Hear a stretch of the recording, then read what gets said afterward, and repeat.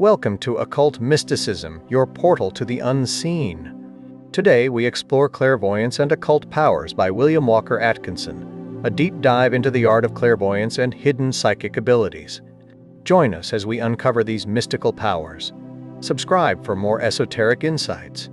In the boundless expanse of esoteric wisdom, where the shimmering veil between the manifest and the unmanifest perpetually beckons the earnest seeker, there stands a monumental treatise, Clairvoyance and Occult Powers, penned by the sagacious William Walker Atkinson under the venerable Nom de Plume Swami Panchadasi.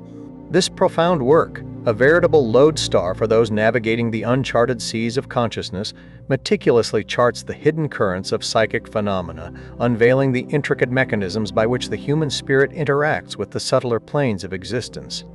It is a pilgrimage not merely of intellectual apprehension, but of spiritual awakening, guiding the intrepid student through realms often dismissed by the mundane, yet eternally real to the initiated.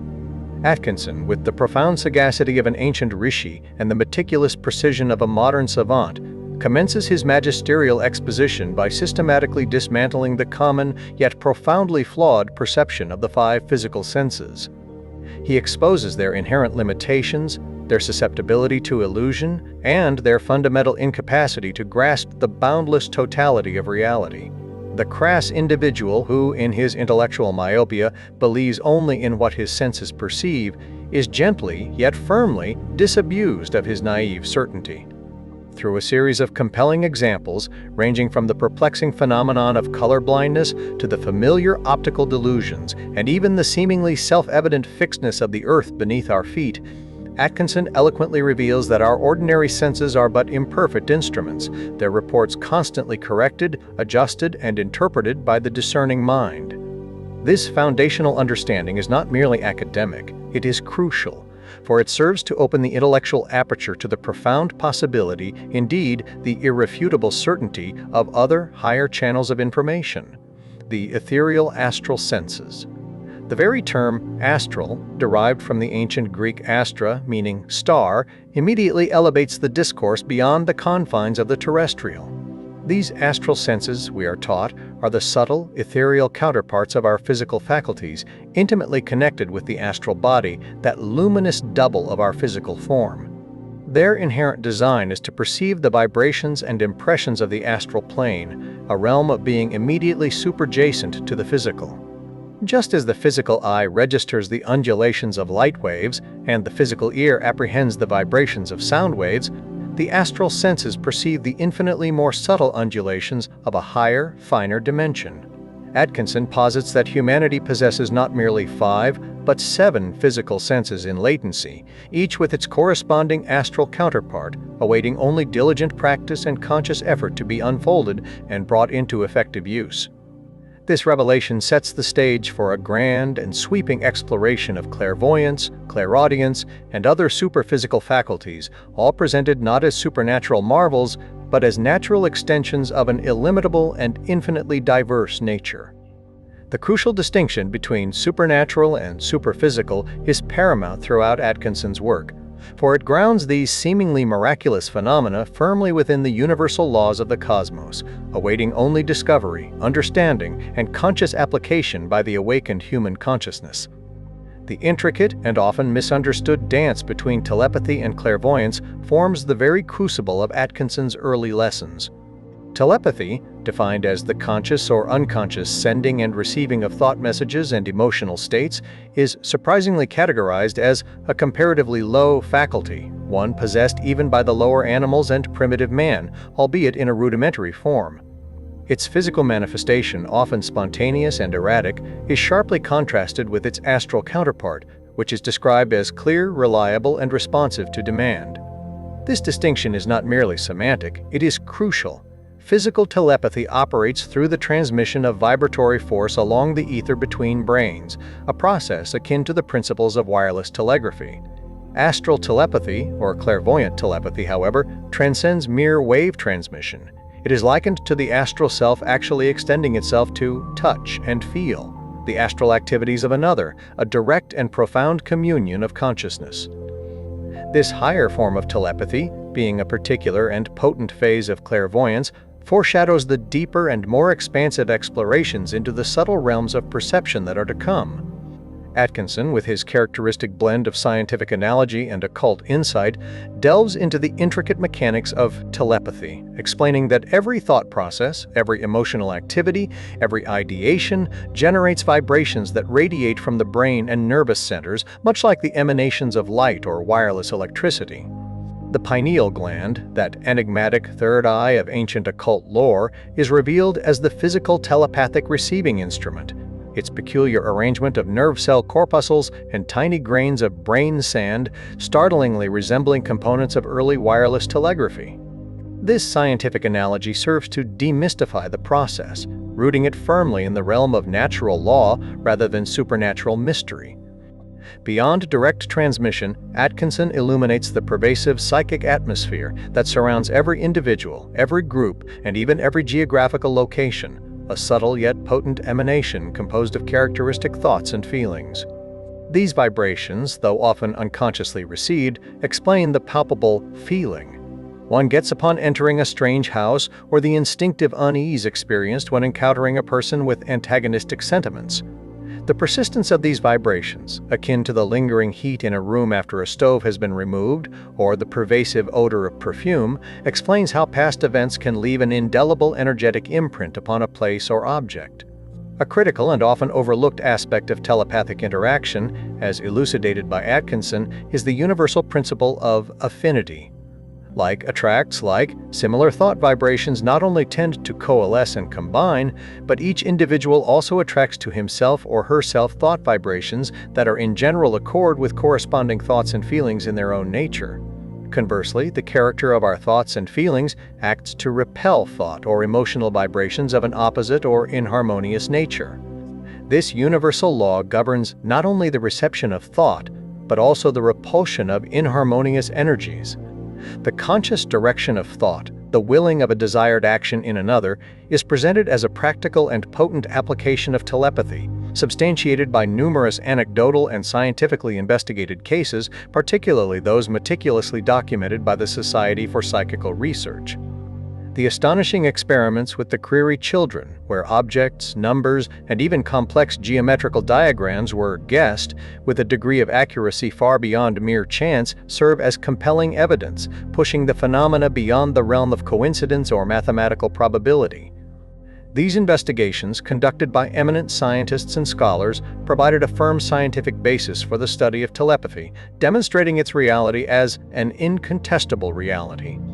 The transition from basic telepathy to mind reading and beyond marks a significant progression in the student's journey into psychic development. Mind reading, a term often sensationalized and unfortunately marred by trickery and pseudo-exhibitions, is affirmed by Atkinson as a genuine phase of true telepathy, particularly in its forms where physical contact aids the transmission of thought waves along the nervous system. Yet, even within this seemingly rudimentary form, a higher manifestation is glimpsed, where the mental current leaps directly from brain to brain, a sensation described as an outsideness of the thought's source, distinct from ordinary physical sensation. Atkinson emphatically stresses that practical experience outweighs theoretical knowledge, urging the student to become a proficient recipient, first allowing others to act as projectors. The paramount importance of en rapport conditions, a state of rhythmic unison achieved through sympathetic breathing and mental attunement, is highlighted as a key to successful experimentation. The detailed exercises provided, progressing systematically from locating prominent objects to finding concealed minute items, guessing names, and even influencing minor actions, offer a systematic and practical path for developing psychic receptivity, ultimately leading to spontaneous flashes of higher telepathy and even clairvoyance. The willing game, a popular parlor amusement, is presented as a practical application of these principles, demonstrating how concentrated thought and will can guide a blindfolded recipient to a chosen object. Clairvoyant psychometry introduces the first of three primary methods for inducing clairvoyant vision. Clear seeing, the literal meaning of clairvoyance, is meticulously distinguished from telepathy by its independence from the minds of persons present and its profound ability to perceive facts normally acquired by physical senses, encompassing not only present events but also those of the distant past and even the veiled future. Psychometry, The art of gaining en rapport with the astral plane through the connecting link of physical objects is presented as a powerful and accessible tool. The object, whether a minute fragment of stone, a lock of hair, or a personal trinket, acts as an associative filament, carrying subtle vibrations of past experience that connect the psychometrist to the desired information. The remarkable accounts of Zashoka, the eminent German writer who could instantly perceive the secret history and even peccadillos of total strangers upon first meeting them, and Dr. Denton's astonishing experiments with meteorites and mastodon teeth vividly illustrate the depth and breadth of this faculty, revealing hidden histories, ancient landscapes, and even the sensory experiences of prehistoric creatures. The ability to read sealed letters is also categorized as a form of psychometry, emphasizing the pervasive energetic imprints left on all material things. Atkinson advises the student to practice in quietude, holding the object to the forehead and allowing the flashes of scenes to gradually clarify into plain pictures, always avoiding discordant company. Crystal gazing, the second method for inducing clairvoyant vision, is thoroughly demystified. The crystal, far from possessing inherent magical power, serves merely as a focal point for psychic energy, a physical instrument that induces the astral senses to function more readily. Its continued exclusive use by a single individual is said to polarize its molecules, thereby enhancing its efficiency as a psychic tool. Atkinson emphatically dismisses superstitious incantations and elaborate ceremonies, emphasizing instead the paramount importance of quietude, earnestness, and a calm, unstrained gaze. The gradual appearance of a milky mist within the crystal, followed by the gradual precipitation of forms, faces, or scenes, is likened to the development of a photographic film. The compelling accounts of W.T. Stead, the eminent English investigator who witnessed individuals seeing distant friends or even morbid scenes in a water bottle, and Andrew Lang's report of a young athlete seeing a precise future event in a glass ball, provide powerful examples of crystal gazing revealing distant events and even future occurrences. The concept of the astral tube is introduced here as a phenomenon closely allied with crystal gazing and psychometry. It is described as a channel or line of force created in the astral substance by strong mental concentration, serving as a ready conduit for psychic force and astral energy, akin to a telescope for astral vision, allowing the clairvoyant to see distant sights through a telescope or hear distant sounds through a telephone. The third method, clairvoyant reverie, involves the deliberate shutting out of the sights, sounds, and thoughts of the physical plane to enter into a state of en rapport with the astral. While often associated with sleep or trance states in recorded cases, Atkinson emphatically states that these conditions are not prerequisites for true clairvoyance. Instead, he passionately advocates for mental concentration as the safe, natural, and effective means of inducing this state, allowing the consciousness to become one-pointed, a term borrowed from the Hindu yogis. He issues a stern and unequivocal warning against artificial methods such as self-hypnosis, by steady gazing, exhausting breathing exercises, the use of drugs, or even whirling until dizzy. These practices he condemns as harmful, negative, and belonging to the realm of black magicians or devil worshippers. True concentration, he asserts, renders one positive, active, and a master of one's own mind, enabling the needle-pointed mind to pierce the astral veil at will without the need for abnormal or unhealthy psychic states. He stresses that learning to concentrate on the physical plane is the foundation for concentrating on the astral plane. Simple clairvoyance delves into the direct perception of auric emanations, a foundational aspect of astral vision. The human aura, a nebulous, egg-shaped envelope of astral vibrations, becomes clearly visible to the clairvoyant eye, flashing with brilliant colors that reflect the individual's thoughts and feelings. Rose, color for pure affection; rich blue for devotional feeling; hard, dull brown for selfishness; deep scarlet for anger; lurid red for sensuality; livid gray for fear; and black clouds for hatred. Each hue and its shifting intensity reveals the inner landscape and character of the person. Beyond the emotional aura, the prana aura, or health aura, a colorless emanation of vital force, is described, its minute, bristle-like lines indicating health, stiff like toothbrush bristles, or illness, drooping and fur-like. The fascinating phenomenon of thought forms, specialized groupings of astral substance crystallized by strong thought impulses, is also explored. These forms, varying from simple waves and whirlpools to jet-like streams, whirling rings, and even octopus-like entities, are generated in the aura and then emitted, permeating the atmosphere of individuals and places, clearly discernible by trained clairvoyant vision.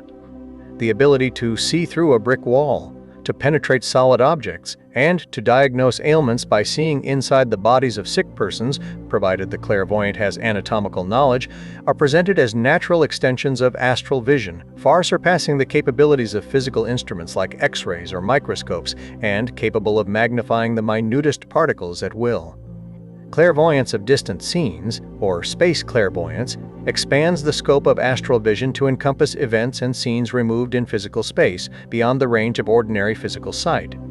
The well-known case of Captain Yunt, who clairvoyantly saw a perishing emigrant party arrested by mountain snows hundreds of miles away, and the Duke of Orleans' death, witnessed by a lady through her doctor's strong mental impression, vividly illustrate the power of this faculty.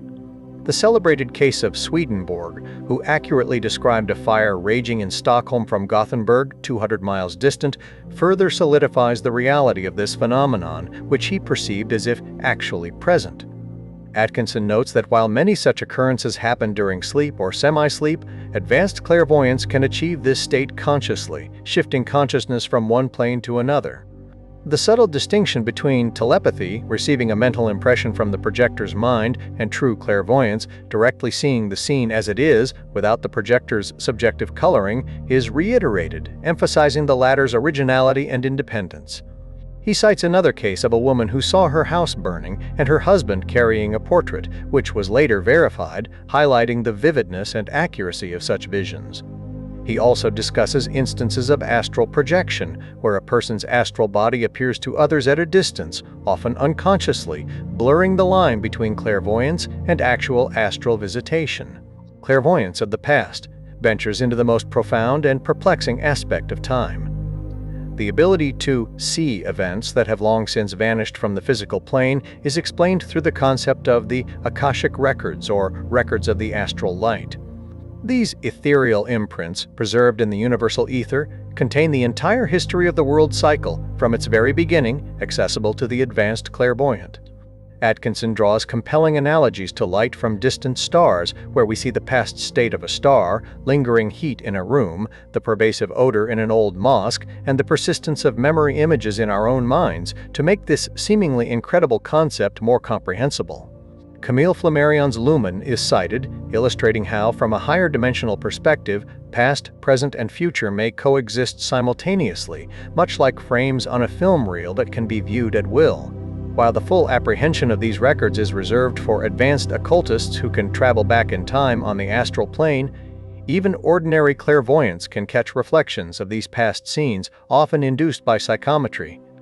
The ethical imperative of refraining from divulging the secrets revealed through such psychic means, particularly those of a personal or sensitive nature, is strongly emphasized, stressing the need for honor on the astral plane as well as the physical. Clairvoyance of the future, a realm often shrouded in mystery and attributed to supernatural forces, is meticulously analyzed by Atkinson as a natural extension of clairvoyant power. He begins by explaining simpler forms, such as a highly developed subconscious reasoning from analogy, where an active subconscious mind, with access to fuller data and keen perceptive faculties, can predict future outcomes based on present conditions. The proverb, "Coming events cast their shadows before," is given a scientific basis, as the subconscious mind can perceive subtle indications. However, the more profound and complete forms of prevision are explained through the concept of time as a fourth dimension, where past, present, and future may actually coexist. Sir Oliver Lodge's analogy of a moving picture show, where the entire narrative exists simultaneously and can be viewed by one who knows the secret and how to look, is employed to convey this complex idea. The remarkable and historically verified case of Cazot, who accurately predicted the fates of his dinner companions during the tumultuous French Revolution, stands as a chilling testament to the power of advanced future-time clairvoyance, though Atkinson notes that such public prophecies are rare among true occultists due to the inherent difficulties and responsibilities. The case of Spencer Percival's assassination, foreseen by John Williams, and the Hannah Green case, where a warning dream prevented a robbery, further illustrate the varied manifestations of this faculty, sometimes allowing for the alteration of foreseen events. Atkinson stresses that strong desire and earnest attention in the desired direction will do much to cultivate and unfold any psychic faculty, including prevision. Astral body traveling distinguishes with meticulous clarity between clairvoyant vision and the actual projection of the astral body from the physical. While clairvoyance offers a flat picture of distant scenes, akin to viewing a lantern slide, astral travel allows the individual to be actually there in person, experiencing the scene from all angles, perceiving depth and solidity, conversing with astral entities, and even, under certain circumstances, materializing oneself to be seen by persons in their physical bodies. This is a more advanced and potentially dangerous faculty, with Atkinson issuing a strong caution against untrained attempts to force development in this direction, for fools rush in where angels fear to tread. The records of the Society for Psychical Research provide numerous accounts of such astral projections, often occurring spontaneously during sleep or near-death experiences, leading to ghostly appearances. The poignant case of Mary Go, whose astral form appeared to her nurse at the moment of her death, and the astonishing dream of George Northey, who witnessed his brother's murder and the hiding place of the weapon while at sea, underscore the reality and vividness of these experiences. Atkinson further explains that many instances of spiritistic phenomena, such as table movements or materializations, are often the result of unconscious astral projection or thought form projection by the medium or those present, rather than disembodied spirits. Strange astral phenomena delves into less common yet equally fascinating manifestations that round out the student's general knowledge of the astral plane. Thought form projection is introduced as an intermediate stage between ordinary clairvoyance and astral body projection, where powerful thoughts, particularly under the stress of strong emotion or desire, can materialize as visible forms. The Indian wonder-workers and fakirs are presented as masters of this art, creating seemingly miraculous appearances of living creatures, plants, and even the famous rope trick, all of which are explained as powerfully projected astral thought forms perceived by the awakened astral vision of the audience.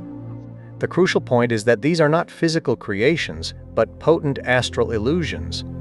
The concept of telekinesis, or movement at a distance, is also explored, attributed to the projection of a portion of the astral body, often accompanied by the flow of prana, or vital force.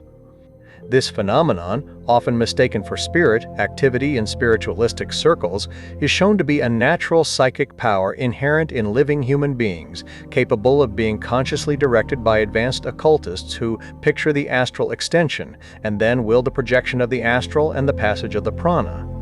Atkinson also touches upon the materialization of astral shells or shades of departed souls, which can be mistaken for genuine spirits, and the ability of clairvoyance to read the records of the astral light to gain information seemingly from the deceased. Psychic influence, its laws and principles, shifts focus to the active exertion of mental power over others, a phase that actively engages the student's attention. Atkinson dismisses the simplistic explanation of mere telepathy, emphasizing the crucial role of higher astral thought transference and the universal principle of induction. Just as heat induces heat in a nearby object and a magnet induces magnetism, so too do mental and emotional vibrations induce corresponding states in others. The mental atmospheres of individuals, towns, and cities are products of this pervasive inductive process, explaining phenomena like mass hysteria, political fervor, or religious revivals. The three key elements for effective psychic influence are identified as 1. Strong desire, 2. Clear visualization, and 3. Concentration. These three principles, when cultivated, enable the individual to project focused thought forms and exert a powerful influence, whether in personal interactions or over larger groups. The importance of a positive mental atmosphere, cultivated by mentally affirming one's strength, and the power of denial as an occult shield of defense against unwanted psychic influences are also discussed, empowering the individual to become psychically positive and immune to negative external forces. Personal psychic influence over others provides practical guidance for direct, face-to-face influence, ranging from subtle suggestion to the strongest forms of control, hypnotism. The principles of strong desire, clear visualization, and concentrated thought are reiterated as foundational. The cultivation of a positive psychic atmosphere is crucial, achieved by mentally affirming one's strength and dominance, thereby rendering others negative or receptive to one's influence. Atkinson describes the psychic battle that often occurs between individuals of similar psychic power, a deadly Indian hug where victory often goes to the one who strikes the first hard blow. He cites Oliver Wendell Holmes' astute observations on these duels of psychic force and the subtle yet powerful influence of willpower, which often transcends intellect or moral qualities. Practical exercises are provided, ranging from mentally commanding someone to turn around or perform a simple, unimportant motion to putting words in his mouth and ultimately commanding obedience to spoken requests. The ethical warning against prostituting these powers for selfish or ignoble ends is a recurring and emphatic theme throughout the work. Psychic influence at a distance extends the principles of psychic induction to situations where individuals are not in physical proximity, emphasizing the role of telepathy, including its astral form. The ability to establish an en rapport condition with a distant person through strong visualization is key, effectively bringing them into psychic contact as if they were physically present.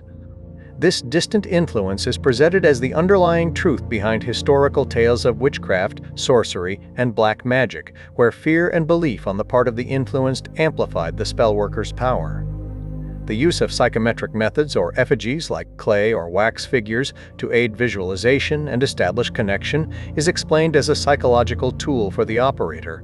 The astral tube is again described as the channel for this distant influence, a temporary polarization of astral atoms forming a conduit for mental currents, allowing the operator to look and influence across vast distances. The importance of mental denial as a defense against unwanted distant influence is strongly emphasized, empowering the individual to assert immunity and repel psychic attacks. Laws of Psychic Attraction explores the indirect forms of psychic influence, where mental and emotional states not only induce similar vibrations in others, but also attract or repel individuals based on psychic harmony or disharmony. This psychic law of attraction explains why certain people are drawn to each other, or why strong leaders attract followers, and why individuals tend to attract circumstances and opportunities that align with their dominant mental states. The deliberate application of this law, through strong desire, clear mental pictures, and concentrated thought, is shown to be a key to success in business, politics, and personal life, enabling individuals to treat the public and manifest desired outcomes.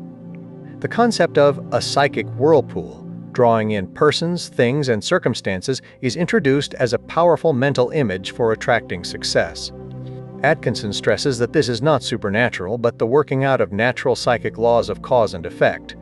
The constant radiation of psychic vibrations from each individual and the reciprocal attraction of harmonious energies means that each person is, to a great extent, a creator of his own circumstances. The profound implication is that everything is first created on the psychic plane before materializing in the physical world, underscoring the immense power of thought and the critical importance of banishing fear, which can attract the very things one dreads, as famously stated by Job, "The thing which I greatly feared is come upon me." Finally, psychic and magnetic healing presents the practical application of psychic influence for physical well-being, a phase of occultism familiar to many through various healing cults. Atkinson asserts that the underlying principles of all psychic healing methods, regardless of their outward cloaks or disguises, are universally consistent. 1. Strong desire to make the cure. 2. Clear mental image or picture of the desired healthy condition as actually present in the patient. And 3. Concentration of the healer's attention and mind to focus the two preceding mental states. The astral body, as the precise etheric counterpart and pattern upon which the physical body is materialized, is central to this process. By energizing the astral counterpart of a diseased organ or part, its physical manifestation is improved and normal functioning restored. The ancient practice of laying on of hands is explained as a transference of prana, or vital force, from healer to patient, amplified by telepathic communication and the patient's faith and confidence. Absent healing is shown to operate on the same principles, with space being no barrier on the astral plane once an en rapport condition is established. Suggestive therapeutics, with its verbal affirmations, is understood as a means of evoking powerful mental images in the patient, which in turn influence the astral body and lead to materialization of desired results. Atkinson concludes by reiterating that these modern miracles are not supernatural but are fully accounted for by established occult laws and principles, emphasizing the profound power of the mind to create and heal and warning against the perversion of these noble powers for selfish or unworthy ends. In essence, Clairvoyance and Occult Powers is a grand panoramic tour of the subtle anatomy of consciousness and its intricate interaction with the unseen forces of the universe. Atkinson, with the profound insight of a true initiate, unveils the hidden machinery of psychic phenomena, meticulously transforming what many perceive as mystical anomalies into comprehensible workings of natural law. His prose, imbued with a formal elegance and descriptive richness reminiscent of the grand style of Manly P. Hall, elevates the subject beyond mere curiosity, inviting the reader to embark on a transformative journey of self-discovery and mastery over the latent powers within. It is a clarion call to awaken the dormant senses, to understand the intricate dance of vibrations that permeate all existence, and to consciously wield the boundless power of thought for creation, healing, and a deeper, more profound apprehension of reality itself. The book stands as a testament to the enduring wisdom of occult philosophy, made accessible and practical for the modern student. Thank you for joining us on this journey through clairvoyance and occult powers with occult mysticism. Share your thoughts below and engage with our community. Like, subscribe, and tap the bell for more mystical discoveries. Until next time, keep exploring the unseen.